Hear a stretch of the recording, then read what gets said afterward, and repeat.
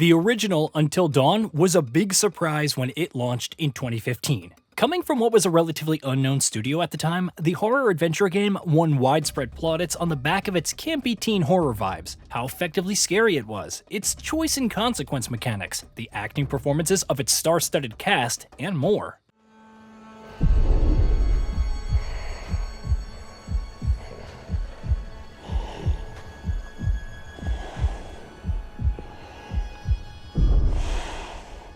In the near decade that has passed since then, developer Supermassive Games has gone on to develop several similar interactive horror adventure titles, from The Quarry to the Dark Pictures anthology, and though the studio has seen varying degrees of success with those efforts, it's never quite managed to hit the heights that it did with the one that started it all.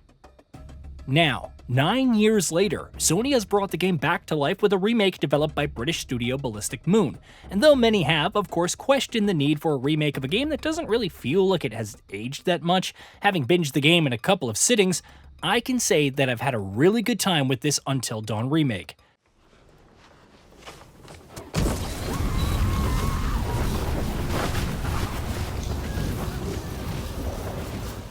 For the most part, it's an extremely faithful recreation of the original, other than a somewhat altered prologue and some new ending content that potentially implies interesting things for the future. So, questions will definitely be asked about whether this remake was even needed in the first place, especially given the fact that it's launched at a $60 price point. If, however, you're a fan of the original looking to play an enhanced and arguably better looking version, or someone who's never even played the original and is looking to play through it on modern hardware, the remake becomes a much more easier recommendation.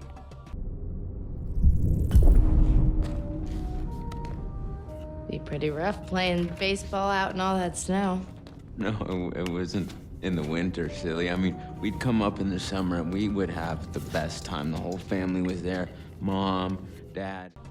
But let's get through the basics first. Until Dawn built its reputation on the back of its teen horror, slasher film-inspired vibes, as well as how heavily it emphasized player choice, with gameplay being driven mostly entirely by QTEs and some light environmental interactions. All of that is brought over almost as it is in the remake. The slasher horror setting is still an incredibly effective one, especially because of how smartly the game keeps you on your toes, with everything from jump scares to genuinely frightening or tense moments and sequences. I'll avoid spoilers for those who are playing Until Dawn for the first time, but suffice to say, the game does a great job of building tension and frequently hitting you with legitimate scares and tense set pieces.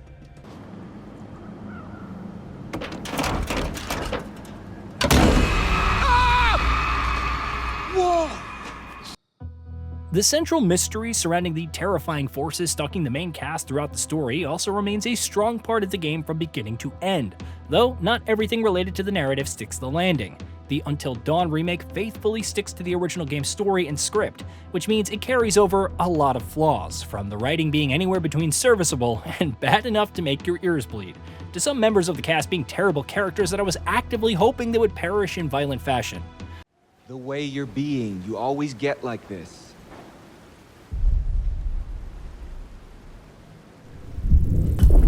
Michael, you gotta step off. Emily and I are together now, and that's just the way it is. I'm not gonna tell you again. Do we understand each other? Well, I thought maybe we could move past all this. Be buds, but yeah, fine. Mike. No, it's totally cool. Admittedly, there are characters in Until Dawn that are consciously written that way, but those, sadly, weren't the only ones I legitimately hated. Either way, while I have all the time in the world for Until Dawn's horror side of things, thanks to just how well the game handles that stuff, when it comes to the teen drama, it becomes a much more annoying game. The choice and consequence mechanics also retain their charm. Until Dawn always felt particularly effective in how much it emphasized the weight of players' actions, and how significantly the consequences of your actions, your inactions, your mistakes, and pretty much everything else you did felt throughout the story. That very much remains a core strength of the remake, to no one's surprise. From the clues that you find or don't find, to the quick choices that you're asked to make in hectic moments, to the decisions that you make in interactions between different characters and more. Until Dawn ensures that it makes changes throughout its story, both big and small, by constantly reacting to you, and it ensures that you're always aware that that's happening.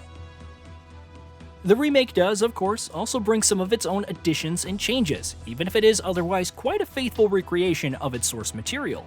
One of its bigger changes is a new third-person camera, with certain scenes being changed to allow players greater control of the camera. Used alongside the original's fixed cameras, it achieves a great effect, both modernizing the experience and also allowing it to feel even more cinematic. Meanwhile, there's also new totems to find, some small environmental additions to allow for just a smidge more exploration, and new accessibility options for players who want to tweak the game's QTE prompts in several ways. Additionally, existing totems have also seen their locations remixed. On a visual and technical level, I found the Until Dawn remake to be an impressive upgrade, though mileage will likely vary on this front. Unlike the original, which was built on the Decima engine, the Until Dawn remake has been rebuilt from the ground up in Unreal Engine 5, bringing improved facial models and animations, greater detail in the environments, better gore and snow effects, new lighting, and more. Given the changes, a number of scenes have certainly had their looks changed noticeably, and not everyone will like those changes. Personally, however, I think the remake largely succeeds at retaining the atmosphere of the original while also applying noticeable enhancements that genuinely improve the experience. The characters all look much better, their injuries look much more detailed, and the many death scenes that you encounter throughout the game, which were already pretty brutal to begin with, now look even more gleefully violent. That said, that doesn't mean it doesn't come without technical issues, because there definitely are a couple that deserve to be called out. The frame rate, for starters, can be surprisingly choppy at times, even during low-key scenes that shouldn't be too taxing on the hardware. Until Dawn's frame rate can stutter noticeably, and it happens more often than you'd want.